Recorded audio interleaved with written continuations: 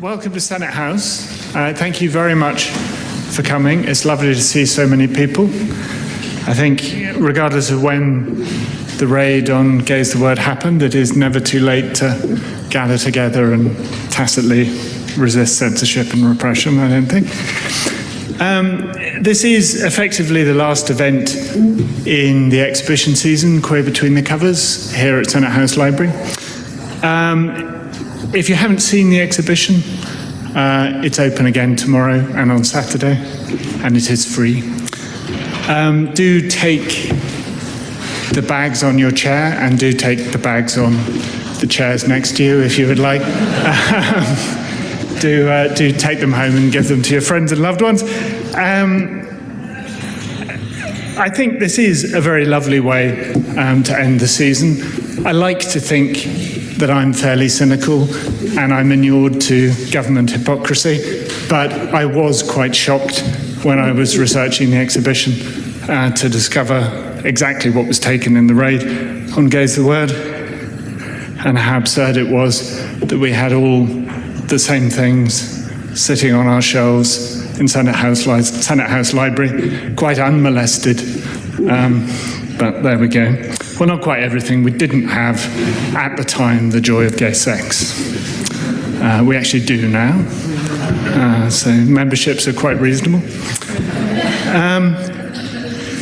One very small announcement. We did have a conference scheduled earlier in the year, publishing queer publishing. We did have to postpone it for internal domestic reasons, but it's now confirmed as on the 11th of October, so you can still book tickets for that conference, and we'd be delighted if you did. I believe there are some flyers for it outside. The 11th of October is National Coming Out Day, fittingly enough. But you didn't come here to listen to me. You came here to listen to Jim McSweeney, who is manager of Gaze the Word Bookshop, a shop that I hope you all know. And if you don't, do most certainly become acquainted with it. It's a wonderful place. And Graham McKerrow, reporter and activist. There'll be plenty of time for questions at the end. And then afterwards, do please join us for more drinks outside in Crush Hall. So without any further ado, I'll welcome Graham and Jim.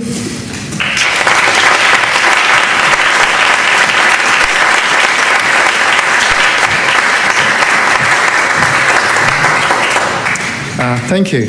I'm Jim. I'm the manager of Gaze the Word Bookshop, and I'm going to talk about the beginnings of the bookshop and how it was founded, and then Graham is going to talk about, put it in the political context of the time and the 80s and the bookshop raid, and continue on from there. A good bookshop is always more than just a place where books are sold, and that's particularly true of Gaze the Word. Back in 1979, Ernest Hole founded the bookshop in Marchmont Street. Now, Ernest had been in New York in the late 60s, early 70s, and became friends with Craig Rodwell, who had set up the Oscar Wilde Memorial Bookshop, which is the first of the modern gay bookshops. For historians, when they look at ads in gay news of the time, they'll see a whole range of bookshops listed. But our first adverts say, Gaze the Word is now open, London's serious gay bookshop.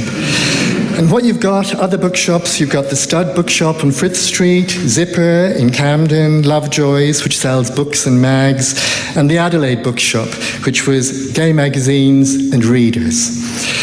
We were no porn, sexist, racist or oppressive material was stocked. This is the very first newsletter from Gaze the Word in 1980. We were named after a musical by Ivor Novello, Gaze the Word, and gay at the time meant lesbian and gay. So what we talk about here, about the bookshop, is setting it up for gay women and men. Women spelled W-O-M-I-N. Women come first because of patriarchy. And later, of course, when you have lesbian and gay, it's lesbian and gay movement rather than the gay and lesbian movement. It was set up with very little money. It was set up by Ernest, had got in touch with Icebreakers, who were a gay socialist group, and he ran a bookstall from his home, and then they got the lease to run Gay's the Word in Marchmont Street. Initially, it was a gay and feminist bookshop. Things went okay for the first year. We ran the float. We led Gay Pride 1979, which was the 10-year memorial of Stonewall. And set up with a huge flurry. But by the end of the year, things weren't going so well. Lots of discussion, disagreement about how the shop might go, and Ernest left. And John Duncan, who was only 21, became the first manager of Gay's the Word as such. For those of you who don't know the bookshop, we stock as wide a range of stuff as possible. That's gay and lesbian fiction, history, biography, coming out, sex, relationships, poetry, plays, anything that's sort of queer, we will try and stock. And we get it from as wide a variety of places as possible. In the beginning, we were half bookshop, half cafe. And gradually, as more and more books became available, the cafe area shrank until it was at the back, which is now the office area. We had great big notice boards up, and there you had ads for flat shares and personal ads for plumbers, electrician, house removals. Because if you were queer at the time, you didn't want people coming in and making fun of your lifestyle. So it was a huge thing, these personal ads. And when you moved to London, you wanted to find a flat with other lesbian and gay people. So this was a free notice board, and it was hugely important. Lots of groups used the shop. Amanda Russell, who worked from 1980 at the shop and then became the manager, founded the Lesbian Discussion Group in 1980. It's still going strong. We still get women coming in today and going, oh, is the discussion group still running? And we say, yes. She goes, this is my wife, my girlfriend, I met her 25 years ago. Zaid, who was a volunteer and then was one of the founders of the Gay Black Group, which was set up in 1981. And Glenn McKee, one of the directors, set up the Gay Men's Disabled Group. Lots of the early gay prides were organised at Gay's the Word. It was a real hub of activism.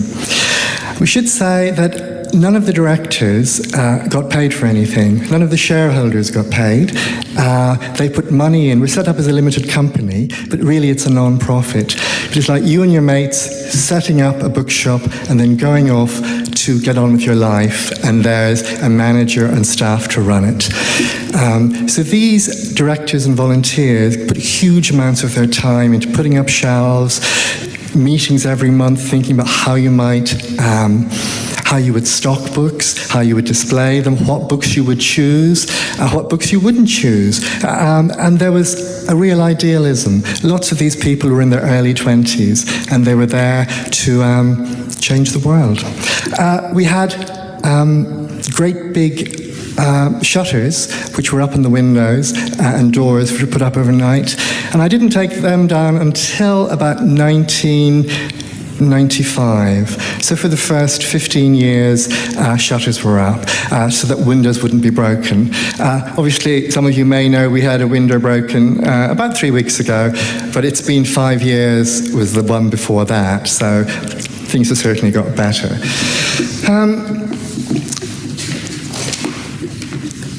The shop was doing very well. For the first few years, we didn't make money, and then we were. This is the newsletter from February, March 1984. On the cover are two important books. One is Jenny Lives with Eric and Martin, which would cause so much fuss with Section 28. And the other is Alan Turing, The Enigma, by Andrew Hodges, which has just come out. And that's the start of the rehabilitation of Alan Turing. Inside the newsletter, February, March 84, Amanda Russell, the manager at the time, gives an overview of how Gay's the Word is doing and lets people know that we have outgrown our space. We are on the move. Don't worry, we'll still be in central London, but we're on the move because we're doing well and it's time to expand. A few weeks later, Customs and Excise raided the bookshop and took thousands of pounds worth of books, and everything changed. So hold that thought. And what I'm now going to do is hand over to Graham McCarrow, who's going to give a political background to the early 80s and talk about the raid, and then we'll come back and be in conversation about that. Graham used to work for very important gay news, and then he left and set up with Michael Mason Capital Gay, first edition in 1981. And for the next 15 years, Capital Gay was our weekly London community free newspaper. It was such an important institution and helped shape a community. So it's a great privilege to be here on the platform tonight with Graham. So give it up for Graham McCarrow. Thank you.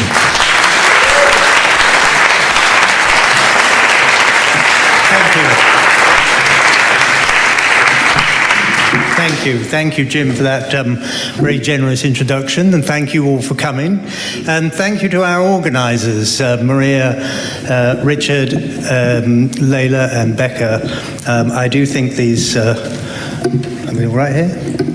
I do think these queer history events are very important, which is why Jim was able to talk me into doing this. The 1980s, in many ways, were a fantastic decade. There was so much going on. Our community was building on the liberation that came from the 1967 partial decriminalisation and the growing political and social, the political movement and the community from the 1970s. And our community blossomed in the 80s. Thousands of people came out.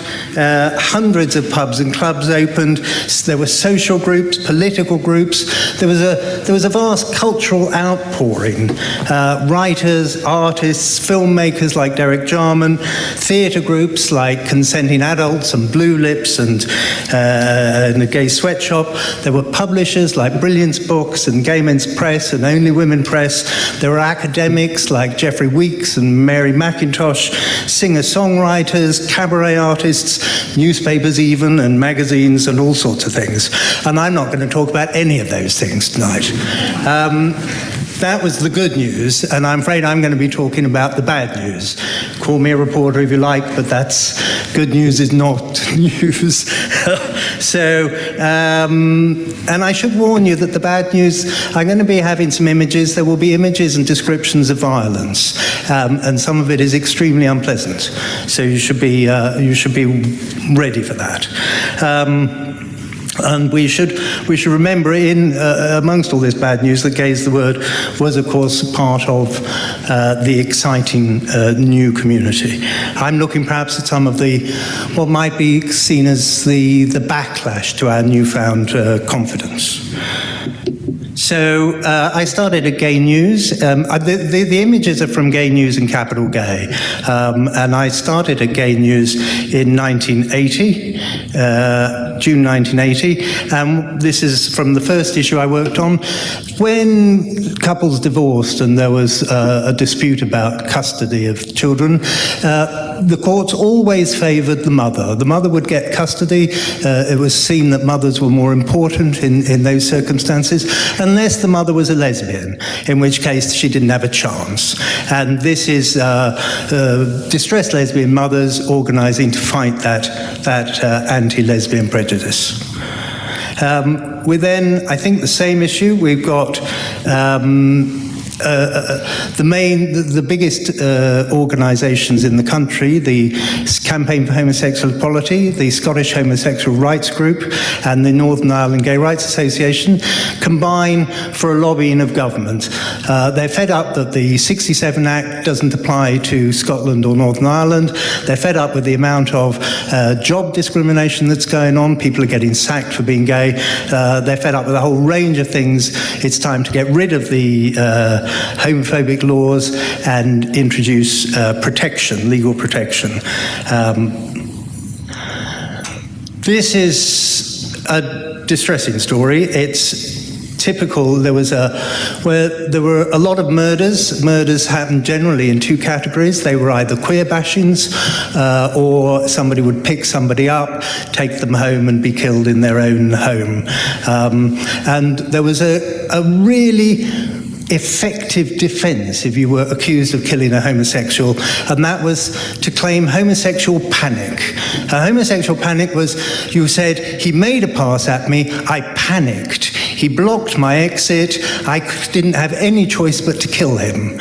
And people got off time and again, and this is an example of a 16-year-old who did just that.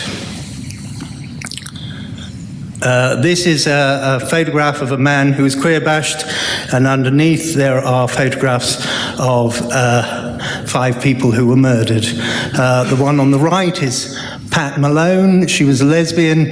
Her body was cut up into pieces, dumped in plastic bags in Epping Forest. The police, the murder squad, deciding the best way to investigate a murder was to raid a lesbian club in Oxford Street and forcibly interview the women there.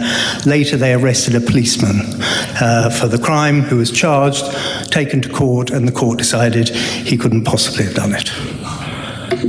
They found him guilty of not burying the body properly.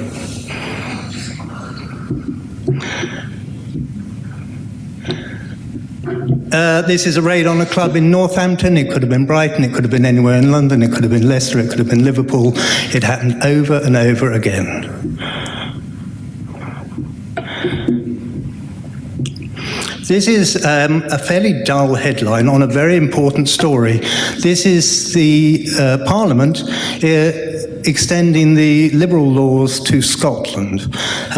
So this is a result of all that lobbying. They got the law extended to Scotland, not to Northern Ireland, because Reverend Ian Paisley was organising a campaign called Save Ulster from Sodomy, and he was successful for a while. This is, I'm going to hide that for a moment, this is another very violent story. This is the death of a man. He was killed by a gang of queer bashers in Slough.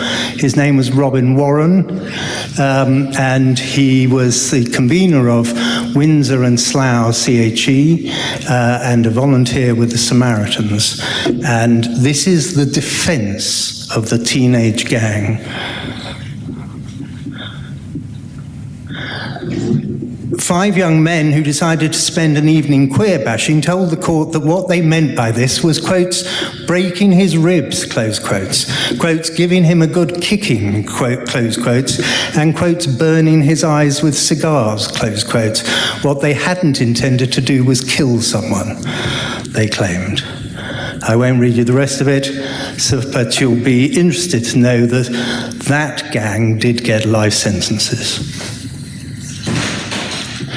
This is a front-page opinion on Gay News in March 1981 about Huddersfield.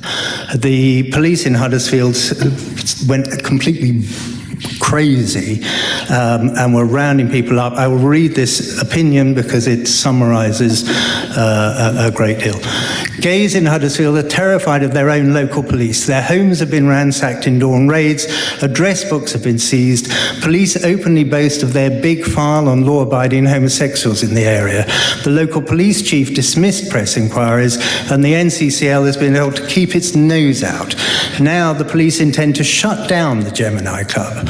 It is proving to be their big mistake. Instead of driving gays back into the shadows in terror, the move has brought them out fighting, and angry support is spreading like wildfire through northern towns and cities. That club must stay open, and the Chief Constable of West Yorkshire must regain control of the local force. Every single reader of this paper has a part to play in ways we'll be explaining. We'll move on. I've got a... So this, I mentioned earlier, employment was a continuing problem. The man on the left there is John Saunders. He was a handyman for a youth club in Scotland, and he was sacked because he was gay, and he complained, and he took his case all the way to the highest court in Scotland, the Court of Session, and the Court of Session ruled in a judgment that set a precedent for the whole of the kingdom that that was a perfectly fair decision of the employers. So at that point, we all lost our job security. This is, as it says, capital gay. And this is John Lynch, who ran a bookshop. It wasn't a bookshop quite like Gaze the Word. It sold soft porn and art books, which were mainly the male nude in the Renaissance, the male nude in the 20th century, the male nude in sculpture. You get the idea. So, and he used to get raided all the time. And on this occasion, he got raided 3 times in one day, and they fined him £3,500 and his company £8,000, and he was having to choose whether he could see if he could afford to pay the fine or go to jail. There was some good news. The GLC introduced a code of protection for its employees, as did some other local councils. And then we get this, more good news. I'll read it. It's Stop Press. This is from October 1981. Belfast gay Jeff Dudgeon defeated the British government at the European Court, which ruled yesterday by 15-4 that Ulster laws against gay sex broke Privacy Clause 8 of the European Human Rights Code. And that was a great victory and put an end to the Save Ulster from Sodomy campaign. Avon, the cosmetics company, they sponsored the women's professional tennis circuit. And one day somebody told them, and this may come as a shock to you, that lesbians play tennis. So they had no choice but to stop the sponsorship. Obviously, that was too horrific. This was horrific. This is AIDS coming. And I don't think I need to say any more on that now. This was a raid on a sauna. This sauna was in Wallasey. It could have been a sauna in Brighton. It could have been a sauna in various parts of London. It could have been a sauna in South Wales. Saunas were being raided all the time by dozens of police, and dozens of men were being arrested. More good news, again from the GLC, £500,000 for a London lesbian and gay centre. And now the pretty police. So the police found a very good way to improve the crime statistics, the clear-up rate, was to find a crime where they had 100% clear-up rate. And so what they used to do is they get the youngest, prettiest policeman to dress in torn jeans and a leather jacket and hang around outside gay bars in Earl's Court. And this went on and on. They arrested a lot of people, charged them with importuning, but word got out as to what was going on.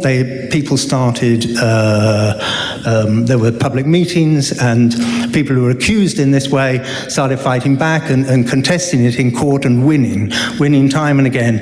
And this photograph is one of the pretty policemen, PC Sean Quinn. He's spotted me taking his photograph. He's coming up to me to say that he'll break my fucking neck if I publish his photograph.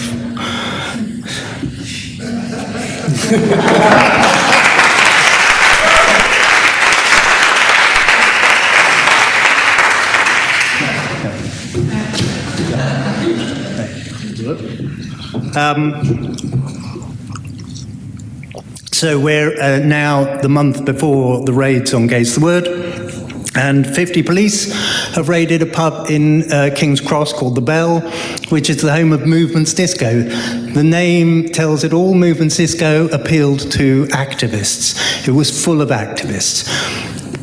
The commercial scene had been being raided for years and years. The political movement was stunned and appalled by this raid, quite rightly, and furious. I don't know if you can read the subhead there. I was stripped, ridiculed, and intimately searched, claimed 20-year-old. These raids were always about the license. It was the licensee that was I mean, not with the sauna raids, but with the pubs and clubs. It was the licensee they were after, but they had to have dozens of police and arrest dozens of gay men and lesbians. That's what it was really about. The following month, we get this, the subject of tonight's event. Operation Tiger, customs swoop on gay books. Actually, no, first, look at the photographs.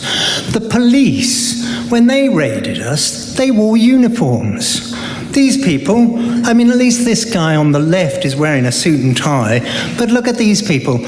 And I'm going to read this report because it's very descriptive.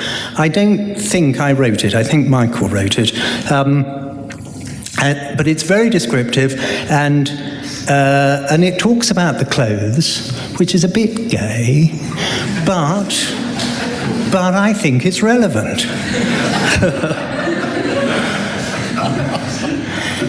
Customs and Excise officers seized nearly 1,000 gay and lesbian books on Tuesday in a series of raids codenamed Operation Tiger.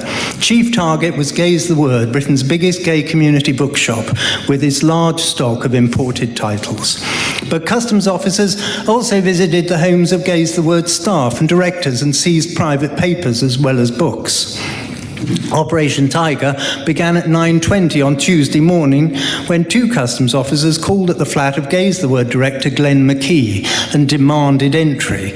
Quotes, "They went through everything, every piece of paper, my videos, minutes of board meetings, and they wouldn't let me talk to anyone," close quotes. He was held a virtual prisoner in his own home for 6 hours before the raiding party left with private papers, videos, and books of his. Meanwhile, another team of officers visited Gay's the Word bookshop itself. Quote, "It was about 1 o'clock lunchtime that they got here," said shop manager Port Hegarty. "They advised me to close up and the customers to leave. There were about 10 customers in here," close quotes. Then began the long and confused process of sorting out imported titles.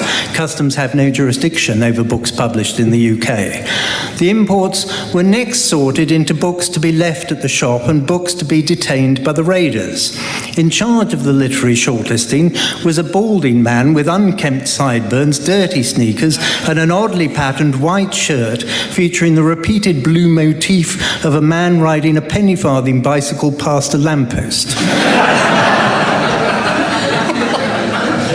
He spent a good deal of time on all fours on the carpet, browsing through 1 or 2 paragraphs of each new title he came across. He made repeated appeals to Dave Odd, a dark-suited, auburn-curled officer apparently in charge of the shop raiders. Quotes, "They clearly didn't know what they were doing," close quote, said Port Hegarty. Quotes, "They had to keep ringing up to find out what they were meant to take," close quotes.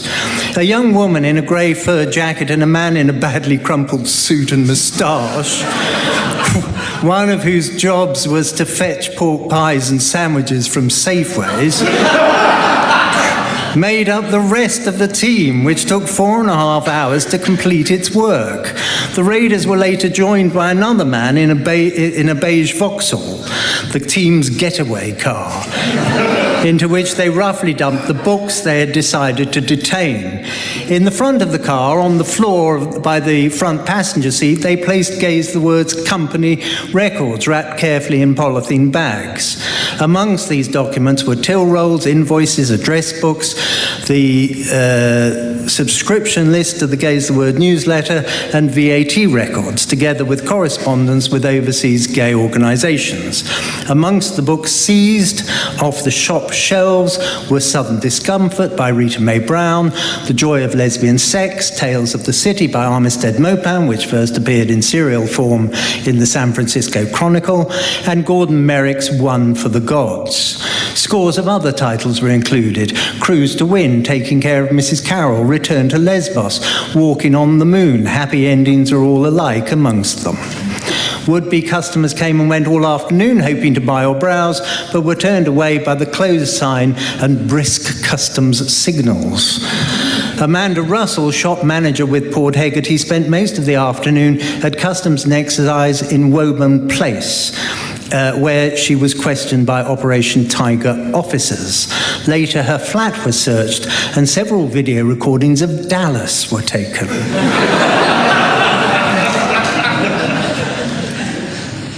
Customs men also visited Gay's the Word director Dr. Jonathan Cutbill, an antiquarian book collector, at his Blackheath home. They were distressed by the sight that greeted them and were quickly on the phone to their superiors. Quotes, "We're meant to be looking for pornography and he's got about 10,000 books here." close quotes. And then we get Stop Press, and it says, Stop Press, public meeting has been arranged for Sunday at 3 p.m, County Hall, South Bank, to launch a Gaze the Word defence campaign and fund. So there we are. We will move on. You can see very serious and absolutely ridiculous from the word go. The following week, book raid, gay backlash, the defence campaign's up and running, the fund's been announced and has already raised, I can't see, some money. And then the week after that, these are photographs of the picket, 100 picket customs over the book raid, wrapped round yet another murder. Gay books will burn unless Gaze the Word goes to court to argue that they shouldn't. And the campaign, the political campaign is going. 3 Liberal MPs are spearheading a House of Commons battle over the raid by Customs and Excise on Gaze the Word bookshop. The main story here is of the murder of a very popular playwright, Drew Griffiths, but the stories that interest us tonight are, firstly, Customs hit new target. A third seizure of gay books by Customs and Excise has finally succeeded in putting a London books dealer out of business. Terry Sanderson of the gay mail order book firm Essentially Gay said this week, quotes, "Essentially Gay will have to close. We're operating on a shoestring as it is. This is the final straw. They've taken books worth some £1,600, all paid for in advance." And at the bottom of the page, Gaze the Word will fight Customs in court. The shops decided to go to court to defend the 200 volumes of 22 titles that were declared seized. I should make clear there's a difference, but seize is a legal term that when they take things, they're detaining them, and when they're going to destroy them, they seize them. So seizing is that. So we're now, where are we? In July 84. Customs in 4th book seizure. British Customs officers have taken a consignment of gay and lesbian books destined for a London bookshop for the 4th time in 13 weeks. They announced the latest seizure on Saturday, just 2 days after the House of Commons was told that the government had received 80 letters of protest, including 26 forwarded by MPs, about the Operation Tiger raids on Gaze the Word and the homes of its directors. The latest target was Balham Food and Books Cooperative, an alternative bookshop in South London. Customs seized gay newspaper. We're in August, 3rd of August. Customs officials at Dover have seized copies of the French weekly newspaper Gay PA in a dramatic escalation of their summer offensive against gay imports. 15 copies of Gay PA number 123 were intercepted on their way to Gaze the Word. Customs face new battle. Good news here. NCCL, the National Council for Civil Liberties, now called Liberty, has announced it's going to join the defence campaign and provide all its campaigning resources and, in time, its lawyers to protect the shop. Customs turn the screws. We're now in October 84. Morm, Sartre, Vidal, among 132 titles in new customs seizure.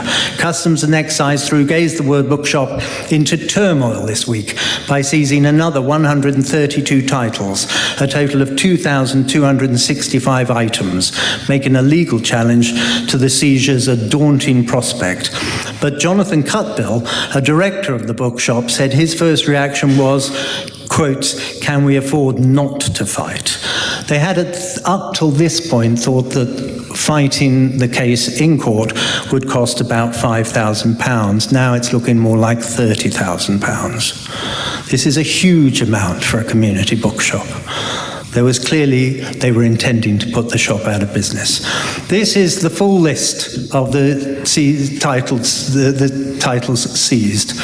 And I will take them backwards because I want to end at the beginning. Just the headings: contemporary gay and lesbian fiction, drama, poetry, books for young people, health, sex and counselling guides, humour, politics and studies, biography and autobiography, history, newspapers and magazines, and the section I wanted to come to, the truly unbelievable. And there are two here in Truly Unbelievable. Edward Carpenter, an anthology of writing about romantic relationships between men, from David and Jonathan to Walt Whitman, and The Book of the City of Ladies, a 14th century devotional book written by a nun.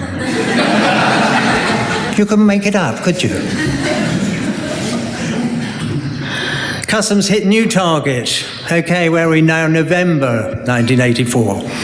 Customs and Excise have stepped up their censorship of lesbian and gay books with the seizure of 15 copies of The Joy of Gay Sex ordered for the gay Christian movement.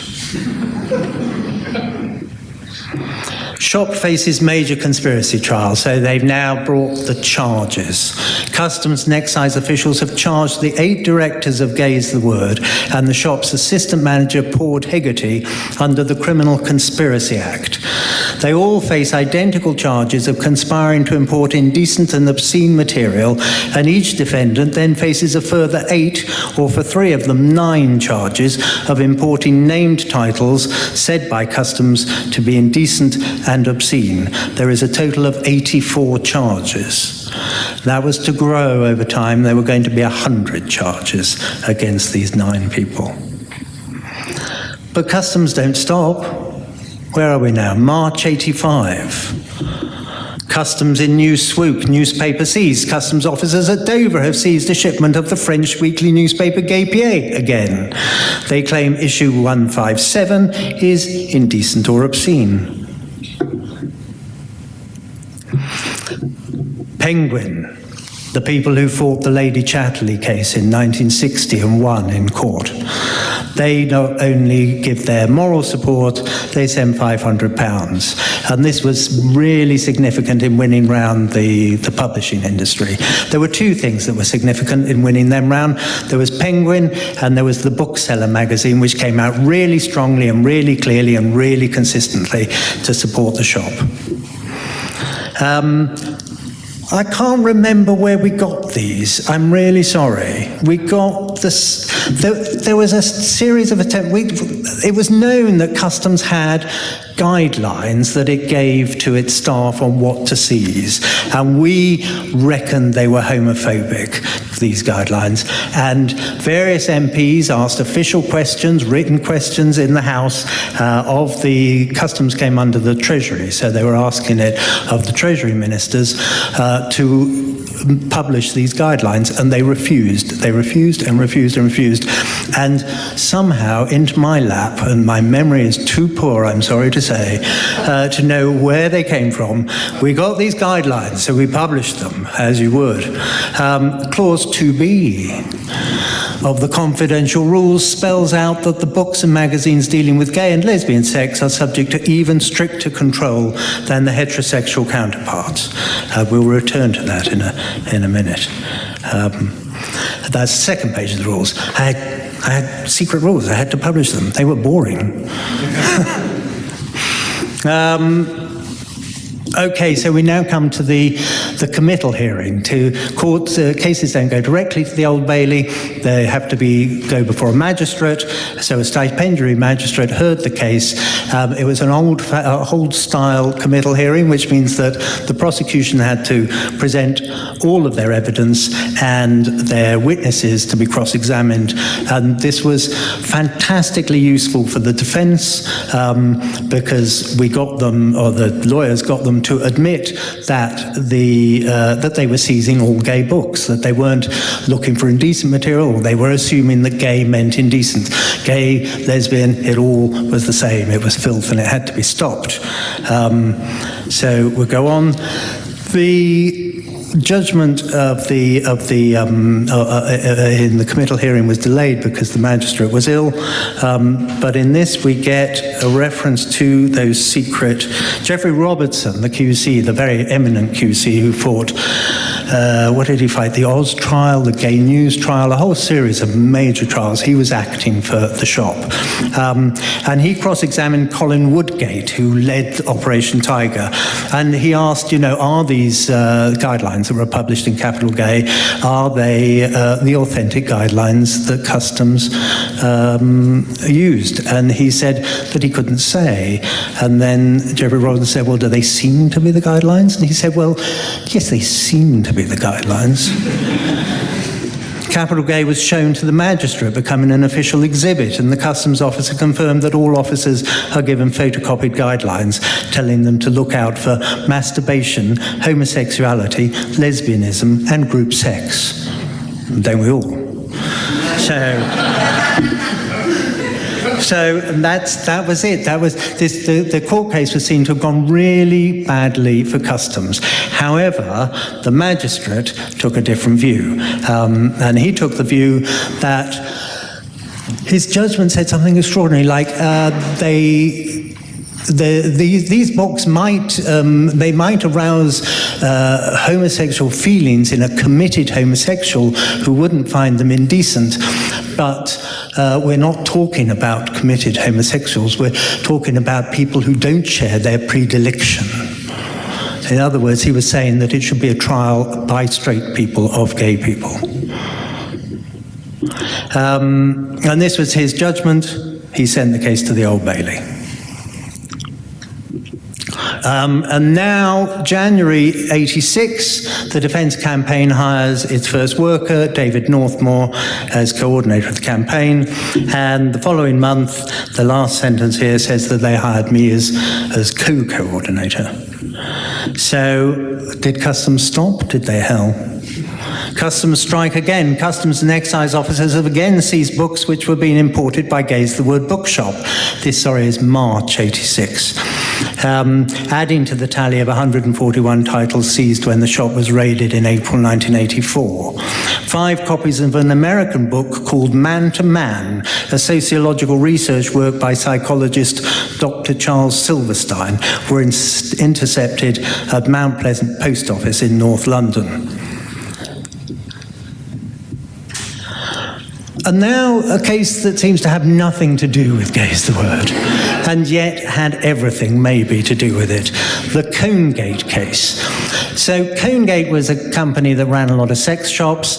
They imported hundreds of sex dolls from Germany. Customs seized them and said, we're not having that. And they said, hey, it's legal to make sex dolls in this country, and it's legal to sell sex dolls in this country, so you can't stop us importing them. And the case went all the way to the European Court, and the European Court said that member nations are entitled to use morality to stop imports if they want to protect their own national morals, but they can't do it if something is legal to be produced and sold in the country. And so what we have here is that it applies to Gaze the Word, we argued, because if books are legal to be, there was a different judgment, and we'll come on to this later in the discussion. There was a different test. Books produced in this country, you could produce anything as long as it wasn't obscene, whereas importing, it was the test was indecency, and indecency was a lower test than obscenity. So this meant that it only applied to Europe, and the books were coming from America, but it doesn't take a genius to work out that you could import books from America to France and then France to Britain. So this was a very valuable case in our argument. Did Customs stop? No, they didn't. Customs snatched a copy of The Advocate from a returning holidaymaker, the American newspaper The Advocate. I mean, completely bonkers, and they're not even meant to do that by their own rules. But then came victory, suddenly. In July 86, or actually it was the 27th of June, the anniversary of the Stonewall riots, They dropped all the charges. They compounded, was what they said.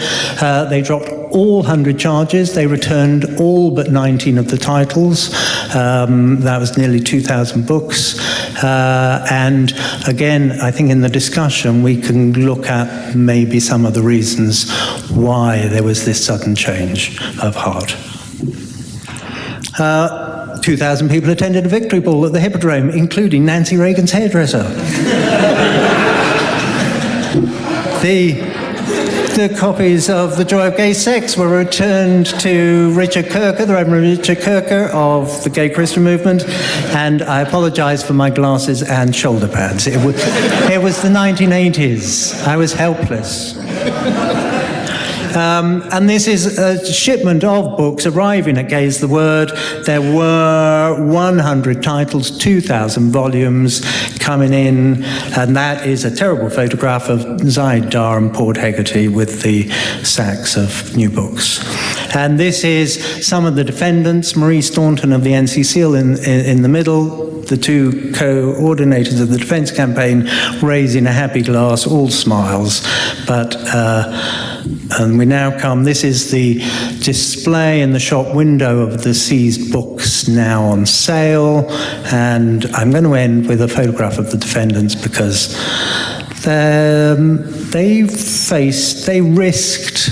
they were expecting an Old Bailey trial. They risked 2 years in jail and unlimited fines. And that went on for 2.5 years, and it was incredibly stressful. They were all fantastically brave. I never heard any one of them complaining. They were angry, but they weren't complaining. They weren't self-pitying. And I'd like to tell you who they were. In the middle is Amanda Russell, one of the shop managers. Bottom left is Peter Dorey. Above him is Glenn McKee. Above him Glenn McKee. And then above him, Jared Walsh. Holding Ryder with the beard is Dr. Jonathan Cutbill. Next to him in the tie is Charles Brown.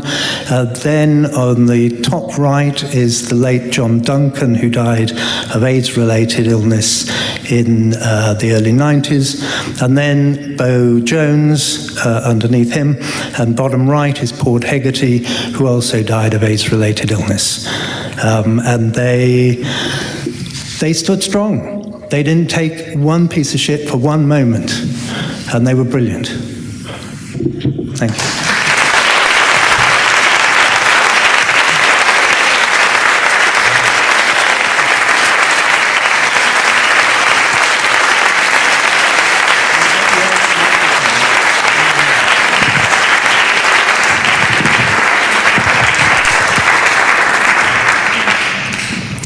Am I on? Yes. Thank you, Graham. That was fascinating. I've not seen, I don't have the archives of Capital Gay. We have lots of archives in the shop, and it was very moving seeing that accumulation of headlines going on, and I could feel tears coming up just thinking about what the workers of the time were dealing with and their strength and fortitude as they fought back. But it was relentless. And one of the things that I was really impressed when I was looking at the through our archives is the amount of support we had from bookshops, independent bookshops around the country. Lavender Menace was the lesbian and gay bookshop in Scotland. Yeah. There was an Other Words in Plymouth, Mushroom Bookshops, News from Nowhere in Liverpool. And all of these bookshops had information on the raid, they collected money, they had boxes out. There was all this feeling of solidarity, which I've reminded of recently when our window was broken, and Lighthouse Bookshop in Edinburgh, which had a theft recently and had received money, rang us to say, oh, we've money left over, we'd like to donate it. And I thought, gosh, thank you very much, but we're covered by insurance, but thank you for the support, and it's not easy book selling, so use it when you can. But that feeling of we're all in it together, you know, that we pass on information to other bookshops, and there was all this support because, of course, Lavender Menace had lots of books seized as well, and so many other groups. That question of money, I mean, you're quite right. In the end, £50,000 was raised, and Gore Vidal sent $1,000, but most of it was small donations. It was people organising fundraising events. There was a lot of money to raise, and it came in pretty quickly. And it was from the lesbian and gay community, and it was from the publishing industry, and it was from writers, and it was from civil libertarians. In one of the newspapers, I came across a Mopin marathon, where in '85 there was a sponsored reading of The Fallen Angel of the 4 Armstead Mopin books published at the time.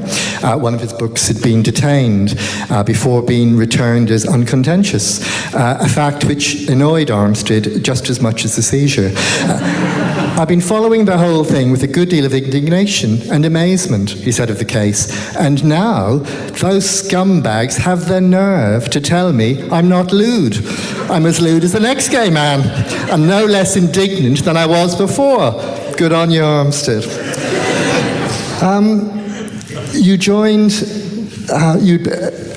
You joined the campaign in February 1986. What made you decide to give up your job at Capital Gay and come over to Gay's the Word? Well, I think I was going a bit stir-crazy at Capital Gay. You can see the headlines. That's what I was dealing with all the time. It was perhaps time for a break. And I mean, both enterprises were involved in the same business of information. Information is power, and a community needs to communicate if it's going to organise, and we had a lot of things to organise about. Now, you touched on obscenity and indecency, and I wonder what the possible defences and differences are. I'm aware that we were done under the Customs Consolidation Act of 1876, yes. Rather than the Obscene Publications Act, which is the act in this country if police had raided the bookshop. Could you go over the difference between obscenity and indecency?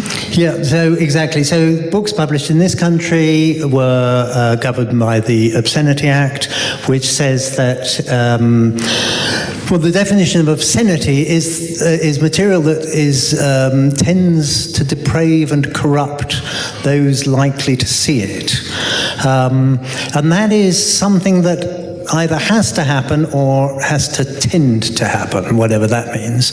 So, whereas the test for imports that Customs was using in this case was indecency, and indecency doesn't have to, it has to be offensive to what they called the man in the street, so it's a much lower test. It's easier to offend people than it is to deprave and corrupt somebody. So they had a much lower test. Well, I was looking through the... Sorry, there is one other thing, actually, that's key on that, and that is with obscenity, the defences, you have many more opportunities for defending. So Lady Chatterley's lover, which was prosecuted for obscenity, could claim artistic merit. If you're accused of obscenity, you can claim artistic merit, you can claim literary merit, you can claim scientific interest, and you can claim educational purpose. So that if you're prosecuted for publishing a book in this country, you have those defences available to you. If you're prosecuted for importing a book, you don't have any of those. It's just if it's going to offend the man in the street, which the magistrate said had to be a straight man. So... When I was looking through the list of some of the books seized, some I thought, well, it's going to be hard to defend these. Books like Come, Flesh, Sex are pretty strong erotica, and they're as horny now as they were back then. But they're also great social documents because they are accounts of real life sex stories between men. But then when I'm looking at other books that were seized, The Joy of Gay Sex by Edmund White, before he became such an acclaimed novelist. And while it obviously deals with different aspects of sex, it's a wonderful book. It looks at body image and loneliness and gay lib and coming out and alcohol and aging. It's a book for all gay men, and The Joy of Lesbian Sex was the same.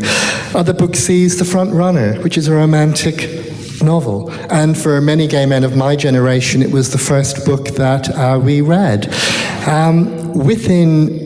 On the list of, in the documents that I was looking through, they have the pages marked of the books, of the pages that they found obscene in books. Gordon Merrick is kind of like Jackie Collins, but if you were going to Gordon Merrick for erotica, God help you, because, you know, you'd go away empty-handed. Common Lives, Lesbian Lives, a lesbian feminist journal. Surpassing the Love of Women, which is now published by the Women's Press, which is a standard history of love between women by Lillian Faderman. A fantastic book, and it's seized. What drugs were they on? The Divine Cutout Doll book. And Torch Song Trilogy was another book that was seized. What was interesting is that they stood by those, even with the growing controversy. Because what happens with customs is that they seize, if they're going to seize an indecent material, they seize anything that's with it. And as the bookseller gave an example, they said, so if the National Gallery imported a Velázquez, and it also imported an indecent book in the same package as the painting, they would seize both items and destroy both items unless the National Gallery went and claimed in court that the Velázquez was not so naughty. And that's what they were operating under, and that's why we got the Nun and everything else. So they just stayed, everything that was imported in the same package, they didn't distinguish at any point. I mean, they had the right to do that, the legal right, but they didn't have the brains, which they proved time and again. I mean, that was the extraordinary thing. And they really didn't. I mean, most of the decisions were being taken by people who left school at 16 with no literary education at all. They were asked in court, you know, before the Operation Tiger, had you ever heard of Jean Genet? And they went, nah. Have you ever heard of Verlaine? Nah. And it went on like that. They were given a whole list of the authors. They'd seized books that would be burned, and they'd never heard of them. Sorry. The defence campaign, when you had raised lots of money, questions had been asked in the House of Commons, and it's fascinating to me because that's not a vote winner, not even now, but certainly not back in 1984. How did you get politicians involved? Well, Chris Smith was an out MP, so he was great. The local MP, whose name's just escaped me, what was the local MP called? Doesn't matter. He was Labour MP. He was very good, it was a ball rolling thing. And when you start getting NCCL and you start getting Penguin Books, and you know, people feel a bit safer. I mean, the bookseller, which I said was really good from the beginning, but they said, you know, some people won't like this. However, there's an important principle involved, and I think that was the attitude of a lot of MPs and other people was, well, it's a bit queer, but you know, it is a question of freedom of speech. I see that when customs have huge powers. Massive powers. They can walk into any of our homes or offices or shops at any time. The police have to get a search warrant. If they want to come into your home, they have to go to a magistrate and get them to sign a search warrant that has your name and your address and the reason they want to go into your home. Customs got a search warrant in effect called something I've forgotten, in 1952 or 53. They get it once every reign of the monarch, and they entitles them to come into all our homes and all our premises and seize anything they want. It's extraordinary. And it's still there, it hasn't been changed. I'm fascinated that they can detain things for as long as they want before giving them back or letting you know. They can destroy them unless you go to court. The items are guilty until proven innocent. You have to go to court. And they think books were being seized. Gay books were being imported by various booksellers, as we said. Gay News used to have a mail order business to subsidise the newspaper. They have 2 pages in the paper listing the books, and you send off a cheque, whatever that was, and they'd send it in the post, whatever that was. And they got books seized all the time, and they couldn't work out a pattern. There didn't seem to be any. It wasn't the most sexual books. They just couldn't work out any pattern. They didn't challenge for a long time, and then they decided. They got one title called "All's Well That Ends Well," I think. They decided to go to court and challenge that, and they'd chosen it because, Gay News had chosen it because it was a innocuous title, and they lost.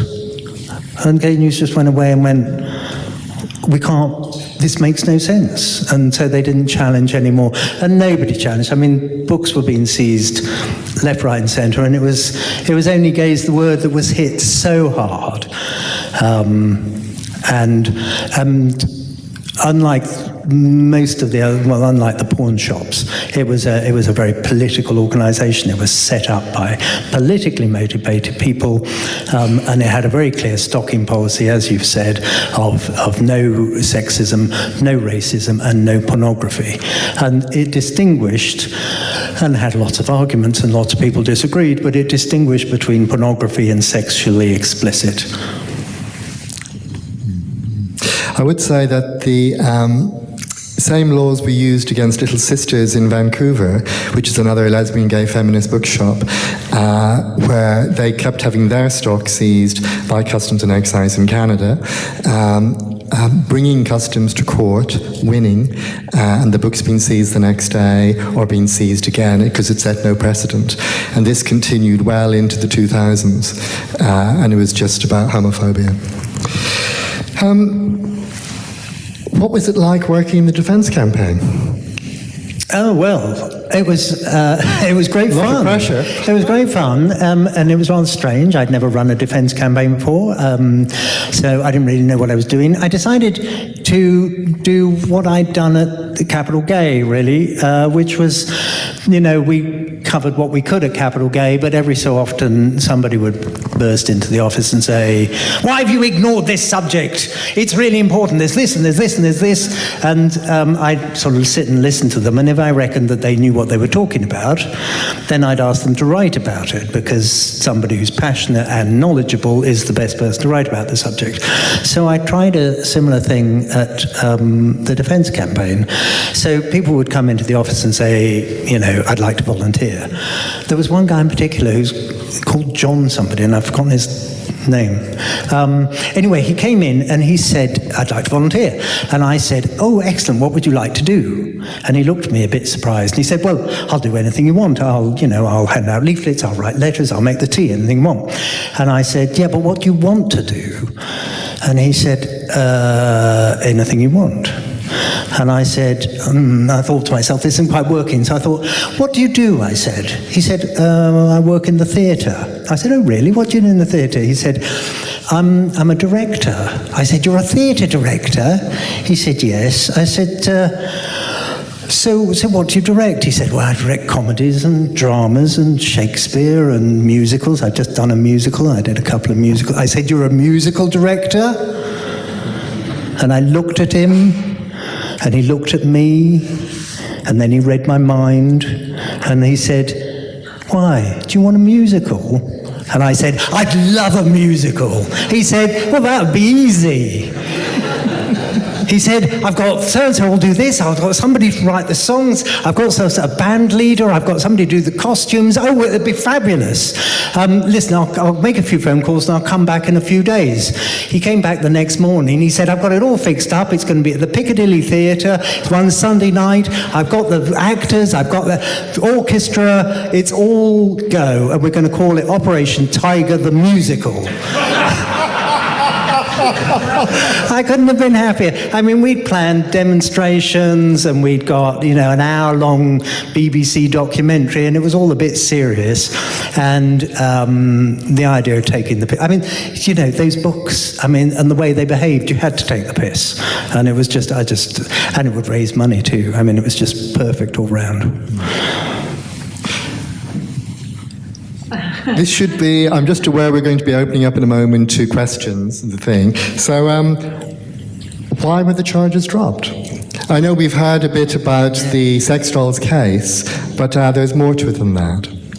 Yeah, the sex dolls case was very important. I asked a couple of the defendants earlier this year. I said, why do you think it was? There are three theories. Some people say there was a change of minister, which there was. Some people say it was the Conegate case, and some people say it was the political campaign. And I asked Charlie and Gerard why they thought, and they said the defence campaign. And I don't say that to blow my own trumpet, because I was only there for a few months and it went on for 2.5 years.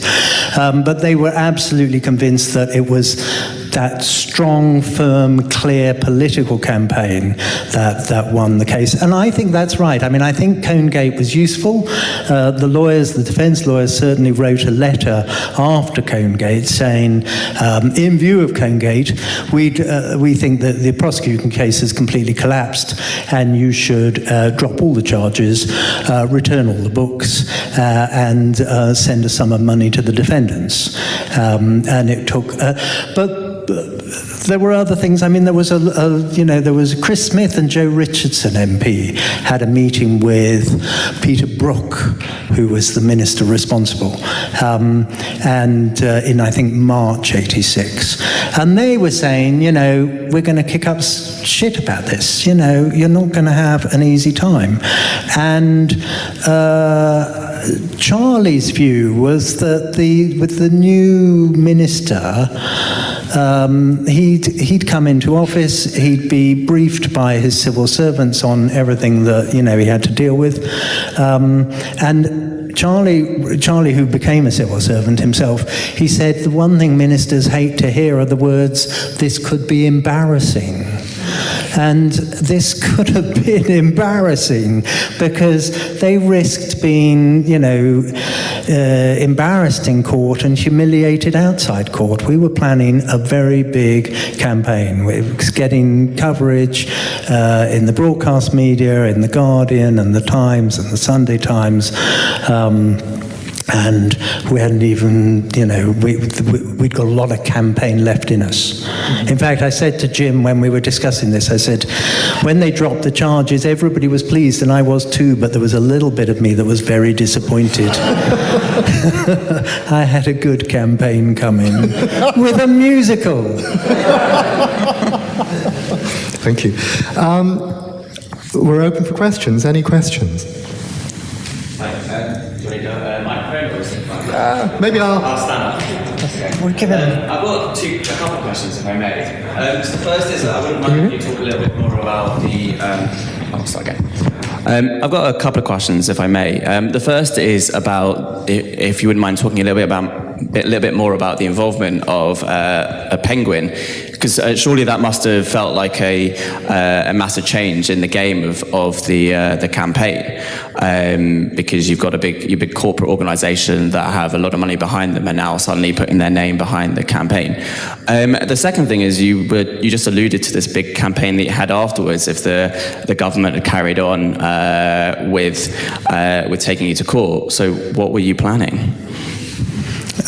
Okay. Well, did I have a problem with Penguin? I don't think anybody had a problem with Penguin. No, it's a surprise. No. The positive side of them giving £500. Yeah, no, that was. It was brilliant, and it led the way. It really helped persuade. And they had also just published in '83 the Penguin Book of Homosexual Verse. Yeah. So they were beginning to be aware that there was a gay market. There weren't gay sections in bookshops, but they did a serious collection of verse. So yes, they were. Penguin also were behind the Lady Chatterley case. Yeah. They were, absolutely. They had experience in this field. and felt passionately about it. Yeah. There were lots of letters from Chatterton Windus, Cape, all the big major publishers did actually write letters of support, I think. No, I mean, the publishing industry, it was slow. And it was the bookseller and Penguin that led the way and persuaded the rest of the industry that it was their fight as well, and that they couldn't just sit by and do nothing. But they were, I mean, you saw all the prejudice, the murders and the queer passions and all of that, and the legal discrimination. There was a fantastic amount of prejudice, and these organisations were really slow to come forward. And when they did, they were anxious. They were anxious about their public image. They found the whole subject distasteful. I mean, not everybody. There were queers in the publishing industry,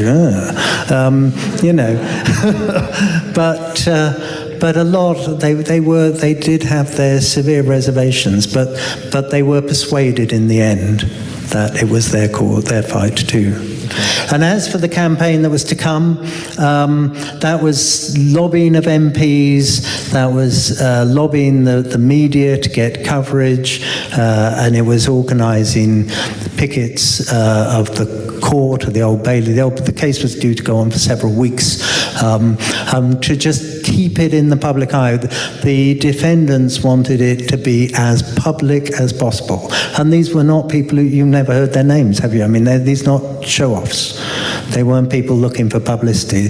They were people who knew that publicity was needed to win.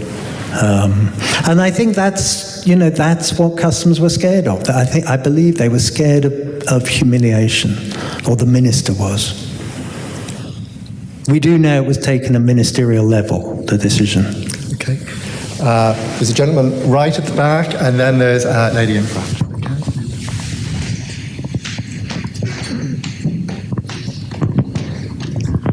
Have you made any attempt to look at the National Archives to see if there are any records of what influenced customs officially? No, I haven't, and that would be well worth doing. That's a job for an historian, I think. Graham, I lived through some of this. What I can't remember was what was happening to pawn shops at that point. Were they laying off pawn shops and then they started attacking our shops, or were they also raiding the pawn shops at that time?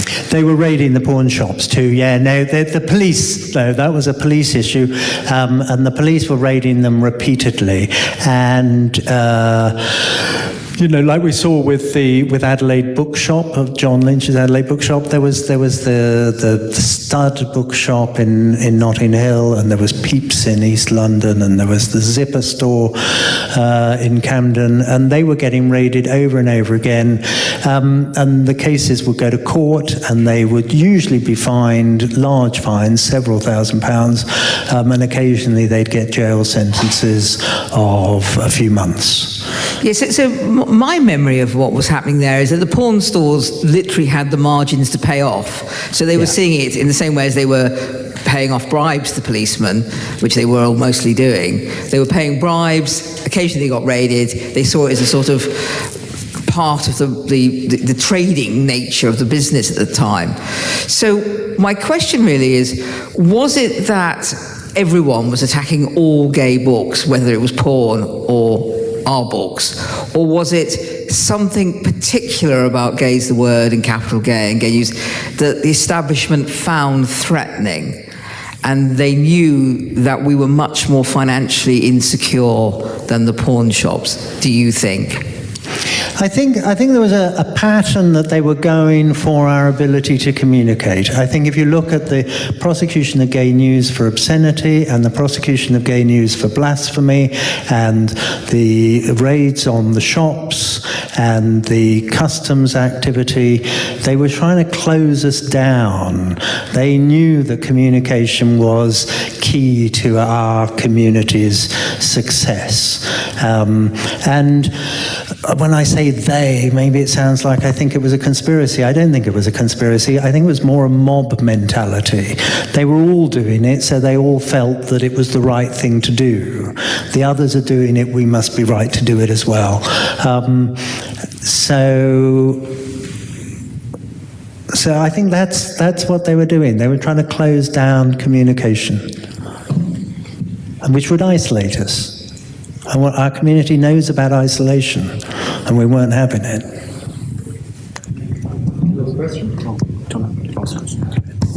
If I could just follow up my earlier comment about the National Archives, it occurred to me that perhaps you might have some contacts with a university somewhere that has some research workers who could look into it.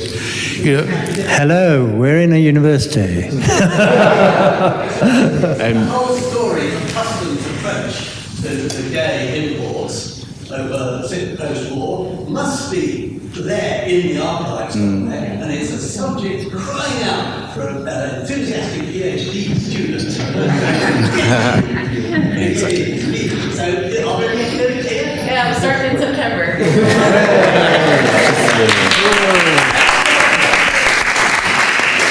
I'll be interested to know, I think the Labour MP at the time was Frank Dobson. He was, well, yeah. yes. I'll be interested to know what the impact of the legislation Section 28 had on what publications or what information you could sell. I know it was schools and public libraries, but did it have an impact on what you could sell in the shop or what information you could disseminate? No, the Section 28 applied to local government. It was about what local government could do, so it didn't affect the shop at all. So it was stopping local government from promoting homosexuality. So you're quite right, it affected schools and libraries.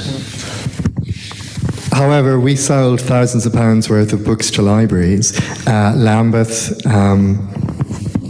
and Hammersmith and Islington, and that continued. When I was there, you know, we used to send out boxes and boxes of books, not to schools, we do it to schools now, but they were great supporters. And during when Gays the Word was raided, Lambeth put in a big order for books. It was the Red Borough of Lambeth, so they put in a big order of books to support the shop. One of our major suppliers extended our terms. There was lots of support. So it didn't affect us as such.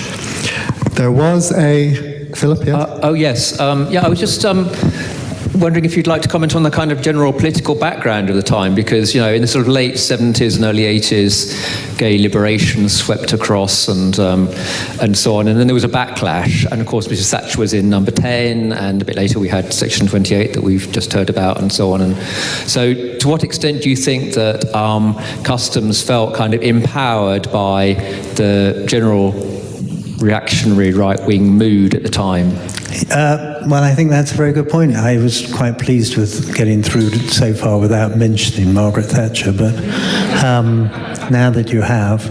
I think there was a right-wing, government with right-wing attitudes, making the country a hateful place in many ways. London was a nasty, racist, sexist, misogynist, homophobic city.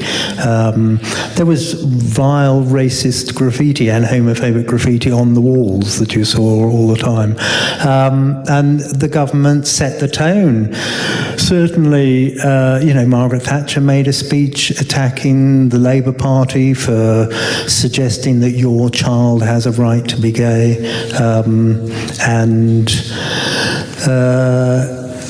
It was interesting, that no lesbian and gay organisations could be charities. And the Charity Commission was asked about this, why they wouldn't allow any until later in the 80s. I think it was about 87 or 88 they started.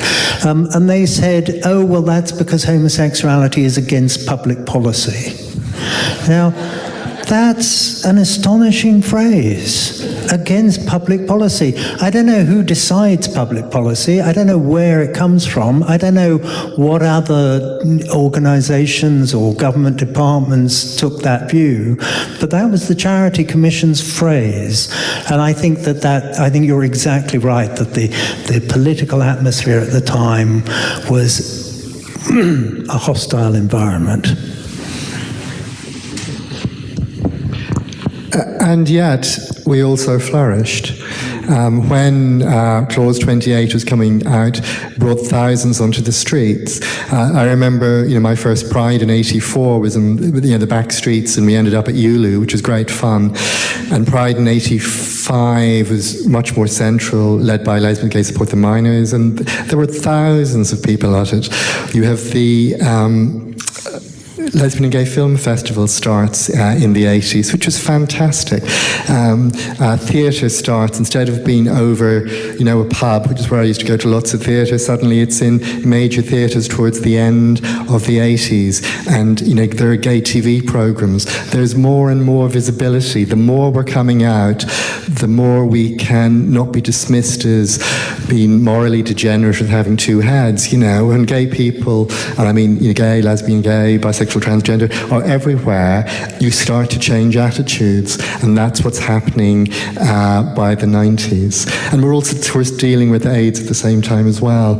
I remember, personally as a gay man coming here and coming out in '84, coming from Ireland, I had a tremendous time in the 80s, and I'm also around friends dying of AIDS, and there's all that support, and I'm angry, and I'm becoming politicized, but it just strengthened me, and the sense of family that I had was quite extraordinary. So seeing all the headlines is very moving and powerful, but it was also a very dynamic time, which perhaps bore fruit again in the 90s. Any other questions? Jim? Oh, Can I just sorry, make- yeah. yeah. Oh, yeah. Sorry, Graham, I'm not going to cause you any trouble. I want to congratulate you, actually, for giving an absolutely wonderful presentation, because I was around at the time, I remember it well, I attended the committal hearing and all that. But one thing that I had forgotten, as you reminded me of, was how long it went on for. 2 years, and that was an enormous strain. But I just want to put a couple of points to you. When you're asking the possible reasons why it was dropped, and this is the big unanswered question, and why it's so important that somebody researches the National Archives of the Customs and Treasury records on this. But the three reasons alternative reasons that you get, actually they all link in together. Yeah, absolutely, they do. Because I think the influence of the of Europe was critical, because the customs, as I remember as a one-time civil servant, the customs saw itself as a department on its own. It didn't much like being controlled by the rest of Whitehall. It was a law unto itself. It had offices down in the city, away from Whitehall. It had its own powers, which hadn't been changed since the 19th century. And whereas the Obscene Publications Act had been updated, their powers had not been. And they were very anxious to hang on to their powers. And one of the consequences of bringing an appeal up to Europe would have been that their powers would then have been examined by the European Court. And the European courts have always been very hot on things like there must be a right of appeal, and there must be a proper defence. And these are all the cases recently that arose about when Theresa May wanted to, about looking up about prisoners' voting rights, if you remember. And they were struck down by the European Court on the grounds that it was a blanket rule, and there was no possibility of appeal against it. And the European Court has always been very strong on that. And I think that one of the things that happened was that, this doesn't take away from the campaign, because what the campaign did was to raise the issue and get it higher up in the government circles, so that whereas these issues of seizure were normally treated at a comparatively low level in the customs, as you said, they would seize the books and nobody would appeal against it, and that was it. And it wouldn't normally have got up to ministers and the rest of it. But what the campaign achieved was to raise the profile of the case right up through the ranks of the government, until it got to the level where people began to ask questions about whether the powers were going to be challenged in the courts. And just as a final comment, I don't know what you think about that, but just as a final comment on Peter Brook, he was the MP for Westminster, and we knew him. And I'm going to interrupt you. This is Nick Billingham, who was the Campaign for Homosexual Equality principal parliamentary lobbyist, along with Nigel Warner. So he knows the MPs he was lobbying. There is a funny bit about Peter Brook, though, because when he first stood for Parliament, it was in a by-election in the Westminster constituency in 1977, and we put up a gay rights candidate against him. And we managed to score 500 votes, which we thought at the time was pretty respectable. But actually, we got to know him then. And he said afterwards, we thought we'd run a very good campaign, and he'd quite like to keep in touch with us. So he said, well, come along to our meetings. So he did come along once or twice and talk to us. So we always thought that we'd tried to educate him a little bit on the subject, and he'd always come across as very friendly. So I always used to think that these things, there are all sorts of currents going on, but I certainly think that all three of your suggested explanations link into each other. But I would love somebody to look at the actual records of the discussions that took place leading up to the decision to drop the case. There's another point about Peter Brook, and that is he was the son of a very controversial Home Secretary who was not very long, 20 months or something, his father Henry, embroiled in racism controversies and homophobia controversies, and just ended his period in the Home Office was looked upon by everyone as a disaster.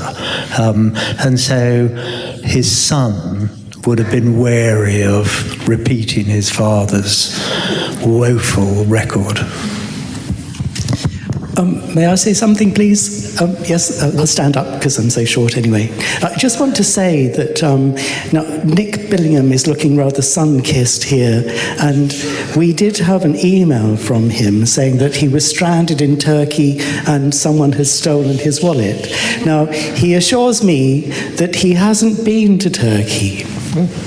This is just South London sun-kissing. Anyway, the point I wanted to make was, I'm Roy Trevelyan, co-founder of Brilliance Books, the gay fiction publishing house and then later lesbian and gay fiction publishing house. I just want to go back to censorship, which was in the UK and not to do with customs and excise. And we heard about Penguin Books and being involved. But in those days, when Tenebris and I were publishing fiction, Gay Men's Press was already publishing, and that was great. And so we knew them, I worked with them, but we wanted a good read.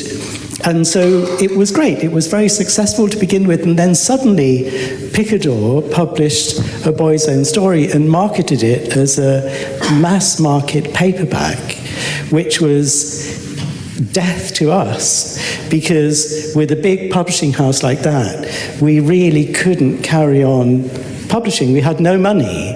And, so I live in King's Cross, so the constituency is the Bloomsbury and the Holborn and St Pancras. So Frank Dobson was our MP.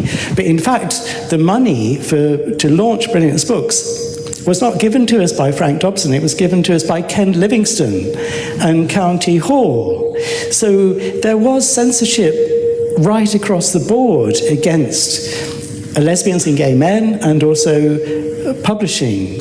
And so we republished at Brilliance, we republished classics, and in the bookshops, people would say, Jean Cocteau was gay, or Gertrude Stein was lesbian. They couldn't believe it because we were republishing. But the one thing that we did, we not only did fiction, we republished Gertrude Stein's, Alice B. Toklas's cookbook, and we bought the paperback rights from Penguin. And Penguin had rather dreadfully taken out the hashish fudge recipe, so we put that back in. And as Alice says, one piece is quite sufficient. Thank you, Roy. I'm aware of time has come, so what I'm going to do, it is 5 past or 10 past 8, and we have till 8:30. There's a chance to have a drink outside, and we're going to be around to come and talk and come up and talk. It's been really interesting. It's been, if you haven't been to see the exhibition upstairs, do go up and see it. You've got 2 days. And if you've not been to Gaze the Word, don't be a stranger. We're around the corner, 66 Marchmont Street. Do come around. Okay, is everybody okay? Yeah? Very little, very, very, very little. Yeah. He joined the civil service at the same time as me in 82. Yeah. Not that long into his career when this event happened, and he took early retirement from the civil service last year, and he was given an OBE. Wow. So extraordinary.